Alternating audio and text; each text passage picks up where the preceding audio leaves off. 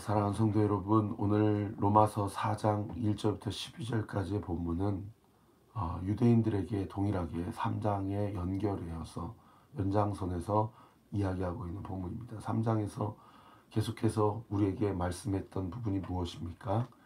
율법과 할례는 하나님이 먼저 당신의 말씀을 맡겨주신 표징이고 또 죄를 깨닫게 하는 도구일 뿐이지 그것 자체가 구원에 이르게 하는 수단과 어떤 방법은 아니다라는 것을 분명히 이야기하고 있는 그런 본문이었죠. 거기에 연장선으로 오늘 본문 4장 1절부터 12절까지는 이제 할례에 대해서 그 할례가 할례를 받은 자는 구원을 받은 것이다 라고 그렇게 구원의 조건으로 할례를 이해하는 자들에게 대하여 사도 바울이 그렇지 않다. 오직 구원의 조건은 믿음으로만 가능한 것이다. 구원은 믿음을 통해서만 얻어질 수 있는 것이다 라고 이야기하고 있는 본문을 우리가 살펴보게 될 것입니다. 이 사도 바울이 왜 자꾸 이렇게 율법과 할례에 대해서 그것이 구원의 조건이 되지 않음을 강조하고 있습니까? 그 당시 유대인들은 할례를 받아야만 네가 천국 갈 수 있다. 마치 할례가 천국을 가는 티켓으로 그렇게 이해하는 그런 정황이 있었다라는 거죠. 그래서 문하햄이라는 그 당시에 정말 대표적인 랍비가 실제로 유대인들에 대해서 무엇이라고 가르쳤는가 하니 할례를 받지 않는 자는 지옥에 간다 이렇게 가르쳤다고 그래요. 그리고 여러분 잘 아시는 그 유대인들 세계 안에서의 정말 권위 있는 텍스트인 탈무드, 이 탈무드에서조차 뭐라고 가르쳤는가 하니 할례를 받지 아니하는 자는 하나님께서 그 자의 기도를 들으시지 않는다. 그렇게 기록이 되어 있다고 합니다. 그러니까 이 초대교회 성도들 중에 이 이방인들도 있었지만 유대인들도 있었거든요. 근데 이 초대교회 가장 큰 문제 중 하나가 뭐냐면 유대인 크리스찬과 이방인 크리스찬 사이에 뭔가 유대인들이 자기가 가지고 있는 어떤 민족적 혈통의 어떤 전승에 의해서 앞서 제가 말씀드린 할례를 받지 아니하면 지옥에 간다. 혹은 할례를 받지 아니하면 네가 아무리 기도를 하여도 하나님이 그 기도를 들으시지 아니한다. 라는 이런 맥락에서 유대인 크리스찬이 이방인 크리스찬에게 네가 부활되신 예수님을 믿는 것으로 불충분하고 너도 정말 이방인이지만 천국 가고 싶다면 너도 할례를 받아야 된다. 이제 이런 식으로 초대교회 안에서 가르치고 있는 그런 정황과 어떤 맥락이 있었다라는 거죠. 그래서 사도 바울은 로마서뿐만 아니라 자신의 13개 서신서에서 결코 율법과 할례가 구원의 기준이 아니다. 그것은 하나님을 먼저 맡겨주신 유대인들에게 먼저 맡은 자로서의 어떤 책임을 강조하기 위한 수단이고 표징일 뿐이지 그것이 크리스찬이 되기 위한 예수님을 믿기 위한 분명한 어떤 필요 충분 조건은 아니다. 그래서 사도 바울은 자신의 영적 제자인 디모데에게 오히려 상징적으로 네가 반유대인 그 반절은 유대인이지만 즉 혼혈인이지만 그러나 너는 할례를 받지 말아라. 그렇게 이야기할 만큼 이 율법과 할례에 대해서 초대교회 성도들을 영적으로 가르치는 사도 바울 입장에서 참 여러 가지로 영적인 씨름이 있었다라는 것을 알 수 있는 그런 대목인 것이죠. 여러분 이렇게 제가 주의를 해드리면 오늘날에는 뭐 이런 백그라운드와 맥락으로 교회 다닐 사람은 없기 때문에 그냥 2000년 전에 그때 그랬는 모양이다 하고 마치 우리가 무슨 교회사 역사를 배우는 것처럼 그렇게 이해를 하시면 안 됩니다. 오늘날에도 믿음이 아닌 다른 것으로 마치 그것이 나의 구원을 보장해 주는 것처럼 마치 그것이 할례로 여기고 그것을 무슨 율법으로 여겨서 그렇게 신앙생활하는 사람들이 얼마나 많냐 이거예요. 어제도 제가 여기 수련회 와서 우리 이정현 목사님 청암교회 목사님이시고 군산 드림교회에서 그 시골에 있는 그 작은 교회에 정말 청소년들 한 800명을 주님께로 결신을 시키고 군산에 있는 모든 중고등학교에 100% 기도 모임을 만드셔가지고 정말 저희 교단 합동 측 교단에서 이렇게 무너져가는 주일학교 다음 세대에 대해서 정말 큰 반향을 일으켰던 그런 목사님이 오셔서 설교를 하셨는데 정말 통곡을 하면서 울면서 설교하시면서 어제도 부르짖으시더라고요. 그러면서 그분들이 그 1200명 되는 청소년들, 중고등학생들에게 그분이 하시는 이야기가 뭐냐. 자기의 정체성을 분명하게 드러내라. 너 학교에서 왜 점심시간에 급식시간에 밥 먹으면서 대놓고 기도하지 못하냐. 그러면 안 된다. 그리고 특별히 고3에 대해서 뭐라고 얘기하는 거 아니? 이 각 교회들마다 이제 수능이 얼마 남지 않지 않았습니까? 그러니까 수능 전날에 모든 교회가 다 무슨 기도회를 하는 거 아니? 수능을 위한 부모 기도회를 한다는 거예요. 그런데 그 이정현 목사님 말씀이 뭐냐면 그거 다 기복주의 신앙 대구 팔공산에서 비나이다 비나이다 하는 그 수능 기도회 하는 그런 어떤 샤머니즘 토테미즘에서 다 가져온 그런 기도회다라고 아주 통렬하게 비판을 하시더라고요.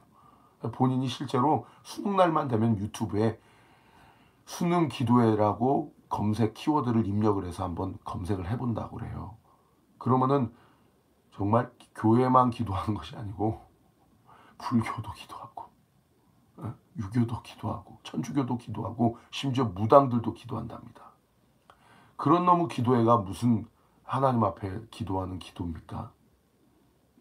이방 우상에게 기도하는 기도와 하나님께 기도하는 기도가 다른 3년 동안 아니 6년 12년 동안 아무렇게 초등학교 6년 중고등학교 6년 예수님과 상관없이 살다가 수능날만 되면 아니 그 전날에 마치 예수님과 거래하듯이 이번에 수능 잘 보게 해주시면 내가 이렇게 하겠습니다. 여러분 이게 오늘날 현대판 할례입니다. 우리 안에 이것만 하면 내가 구원받을 수 있어. 내가 이렇게 해야 천국 갈 수 있어. 이런 것들이 얼마나 많이 있습니까? 저는 지난 주일날 이런 것들을 믿음이 아니라 신념이라고 분명히 말씀드렸어요. 이렇게 믿음을 이해하게 되면 이 믿음에 대해서 공로화가 되게 되고 그렇게 봉사하거나 헌신하거나 기도하지 않는 자들은 죄책감을 갖게 되는 예수님 오른편에 달렸던 죄인에 대해서 예수님이 오늘날 네가 나와 함께 낙원에 있으리라라는 예수님의 말씀이 전혀 이게 믿어지지가 않는 또는 너무나도 불합리하다라고 생각되는 이런 오류에 빠지게 된다라는 거죠. 여러분 이 2000년 전의 할례에 대해서 사도 바울이 오늘 본문을 통해서 통렬하게 비판하는 것처럼 오늘 이 아침에 우리가 나에게 있어서 할례는 무엇인지를 정말 분명하게 생각해보고 정리해보고 철저하게 하나님 앞에 회개해야 될 줄 믿습니다.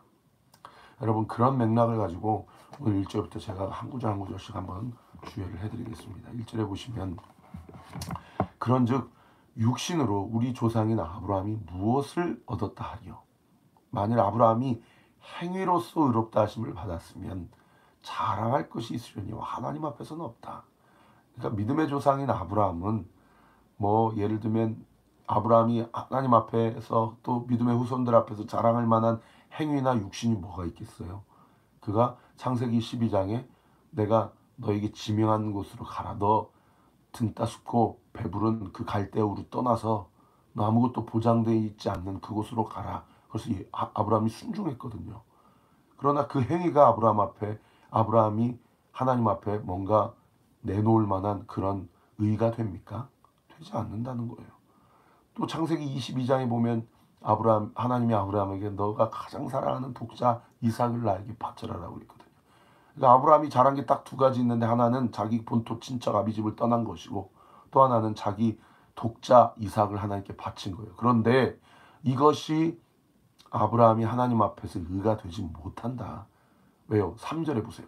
성경이 무엇을 말하느냐. 아브라함이 하나님을 믿음에 그것이 그에게 의로 여겨진 바 되었다. 창세기가 성경이 아브라함이 본토 친척 아비집을 떠난 것이 그에게 의가 되었다. 독자 이삭을 바친 것이 의가 되었다. 라고 기록을 했으면 그가 의가 됐지만 성경은 그렇게 이야기하지 않는다는 거예요. 여러분 하나님이 이삭을 줬고 하나님이 그것을 다시 달라는데 그것이 어떻게 아브라함에게 돌려주는 게 의가 됩니까? 의가 되지 않아요. 모든 것이 하나님 것인데 왜 그게 의가 됩니까? 성경은 창세기 15장 6절에 뭐라고 얘기해요? 아브라함이 여호와를 믿으니 여호와께서 이를 그의 의로 여기시고. 할렐루야. 여러분, 아브라함의 믿음을 의로 여겨주신 것이지 아브라함의 행위를 의로 여겨주신 것이 아니다. 그리고 여기서 제가 말하는 믿음은 지난 주일 설교에 뭐라고 얘기했습니까? 예수님과의 relationship, 인격적 관계다. 그리고 그 관계를 회복하기 위해서 예수님이 스스로 자기 자신이 친히 화목제물, 이 화목이란 단어는 철저히 관계적인 단어입니다. 화목제물로 십자가에서 우리를 대신하여서 하나님께 바쳐진 제물이 되시는 것이죠. 4절, 일하는 자에게 그 삭시 은혜로 여기지지 아니하고 보수로 여겨지거니와 일을 아니할지라도 거기 줄 치세요. 경건하지 아니한 자를 의롭다 하시는 이를 믿는 자에게는 그의 믿음을 의로 여기신다. 여기 경건하지 아니한 자에 여러분의 이름을 넣으세요. 하나님이 나를 의롭다 여기시는 것은 내가 일해서 내가 싹쓸 받을 만한 행위와 공로가 있기 때문에 나를 의로 여겨주신 것이 아니고 철저히 예수 그리스도를 믿는 믿음으로 내가 시퍼렇게 하나님 앞에 정말 죄인 중에 죄인이지만 하나님께 나를 불쌍히 여겨주셔서 그 믿음을 의로 여겨주시고 자신의 의로움을 드러내실 뿐만 아니라 나에게 은혜라는 것을 선물로 허락해 주셨다는 거죠. 6절, 일한 것이 없이 하나님께 의로 여기심을 받는 사람의 복에 대하여 다윗이 말한 바. 7절과 8절은 시편 32편의 말씀을 사도 바울이 요약을 한 두 구절입니다. 시편 32편 말씀이 1절부터 11절까지 있는데 그 11절의 11구절을 두 구절로 7절 8절에 사도 바울이 요약을 했어요. 뭐라고 요약하는 거 아니? 7절 보세요. 불법이 사함을 받고 죄가 가려짐을 받는 사람들은 복이 있고 주께서 그 죄를 인정하지 아니하실 사람은 복이 또 남과 같으니라. 여러분, 시편 32편은 다윗이 밧세바를 범하고 쓴 시입니다. 다윗이 자기 인생의 가장 큰 흠집, 가장 큰 연약함을 하나님 앞에서 득죄를 한 이후에 쓴 고백이 시편 32편이에요. 거기 시편 32편에 뭐라고 다윗이 하나님께 고백하는 거 아니? 제가 1절부터 5절까지만 읽어드릴게요. 한번 들어보세요. 허물의 사함을 받고 자신의 죄가 가려진 자는 복이 있도다. 마음에 간사함이 없고 여호와께 정죄를 당하지 아니하는 자는 복이 있도다. 내가 입을 열지 아니할 때 종일 신음함으로 내 뼈가 쇠하였도다. 주의 손이 취하로 나를 누르시오니 내 진액이 빠져서 여름 가뭄에 마름같이 되었나이다.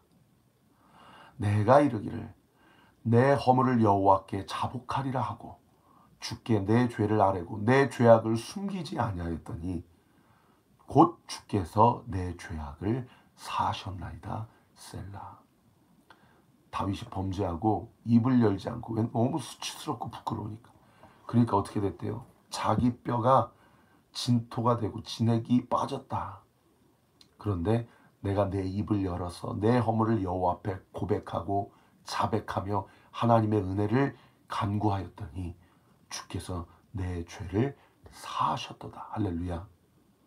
여러분, 이게 다윗의 믿음의 핵심입니다. 내가 내 죄악을 고백하고 자백하면 주는 미쁘시고 의로우사 나를 모든 불의에서 깨끗하게 하실 것이다 라는 요한 1서의 영적 원리의 말씀이 다윗에게 적용이 되어지고 다윗이 그의 행위가 아니라 믿음으로 의롭다 하심을 받게 되었다는 것이죠.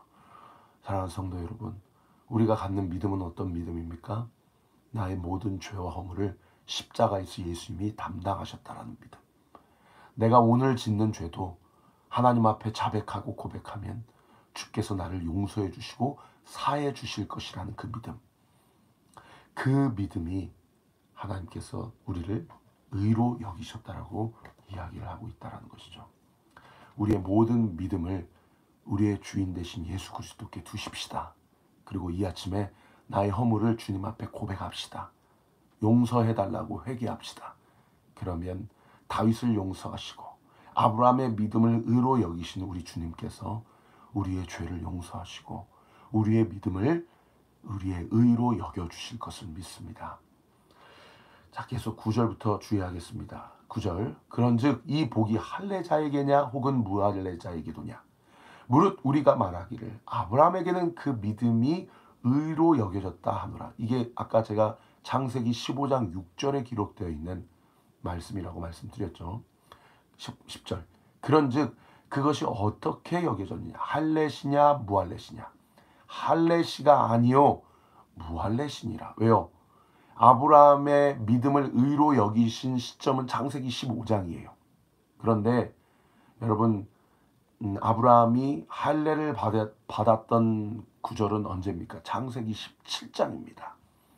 여러분 창세기 17장에 가면 두 가지 아브라함에게 있어서는 중요한 사건, 일생일대 터닝 포인트가 기록이 되어 있는데 그것이 첫 번째는 아브람이라는 이름을 아브라함이라고 열국의 아버지라는 이름으로 바꿔주신 사건이 17장이고요.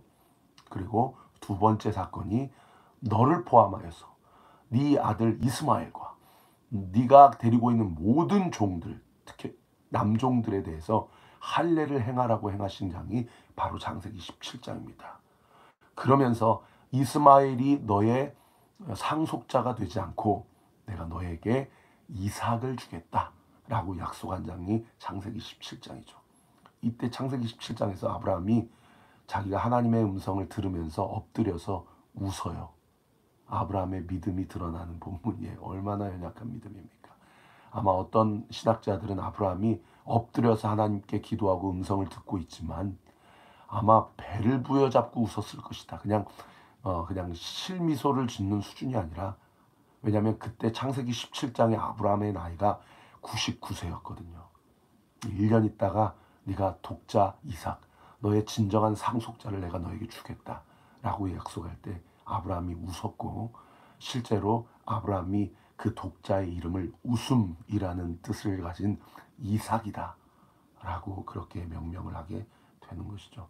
어쨌든 사도 바울이 지금 오늘 본문에서 강조하고 있는 부분이 무엇입니까?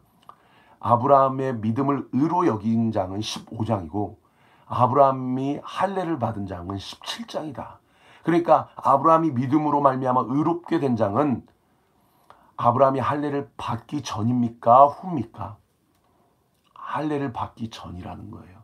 그러니까 할례는 절대 의의 조건이 되지 못한다라는 것을 지금 강조하고 있는 부분이 오늘 보면 10절의 9절인 것이죠. 11절.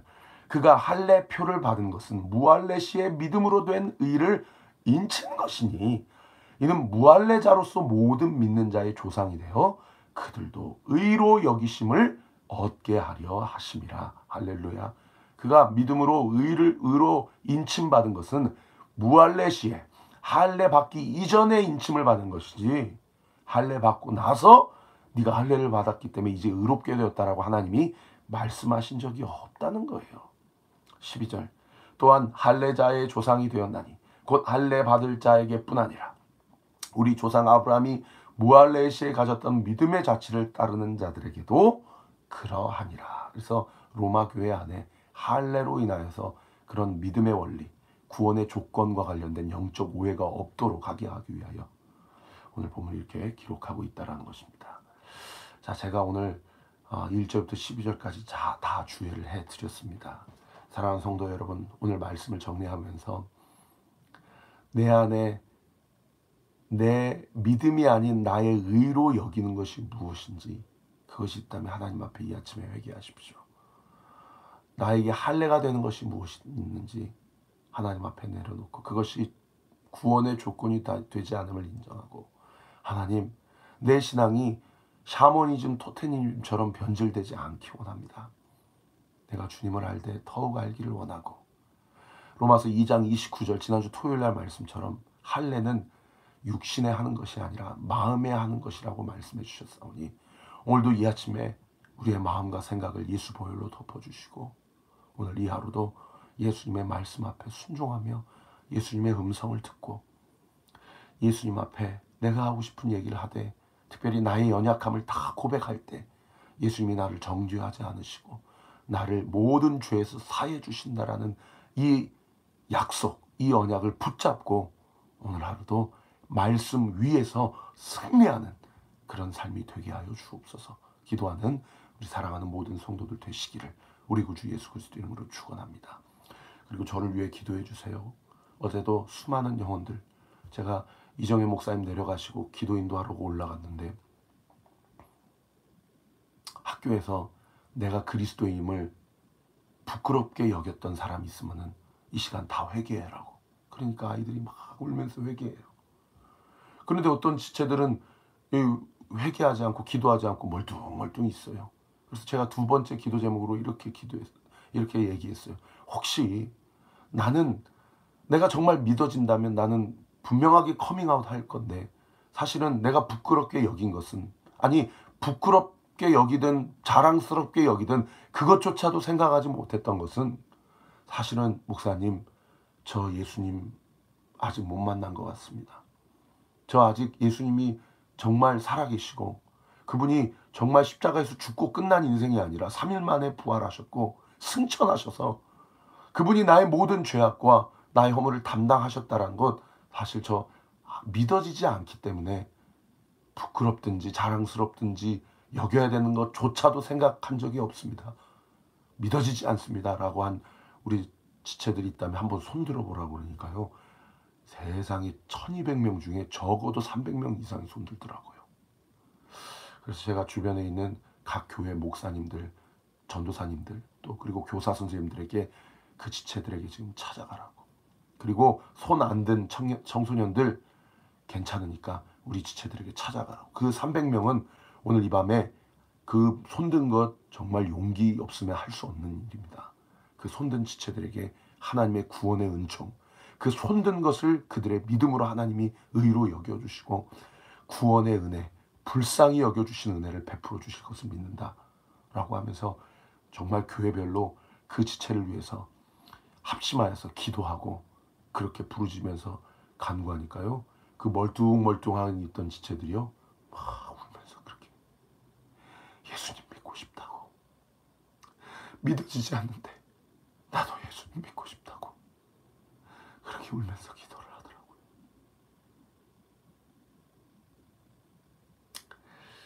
우리 사랑하는 온리교회 성도들에게도 그러한 은혜가 있게 되기를 우리 구주 예수 그리스도 이름으로 축원합니다. 우리 같이 기도하겠습니다. 아버지 하나님 감사합니다. 아버지 하나님, 우리의 믿음 없음을 용서하여 주옵소서. 주님, 우리의 믿음 없음을 용서하여 주옵소서. 우리의 믿음 연약함을 용서하여 주옵소서. 우리가 믿는다고 입술로는 이야기하지만 우리가 혹여나 잘못된 것을 믿고 있는 것은 아닌지 주님, 우리를 불쌍히 여겨주시고 이 아침에도 우리 사랑하는 성들의 기도하는 현장 가운데 찾아가 주셔서 그들의 믿음을 점검해 주시고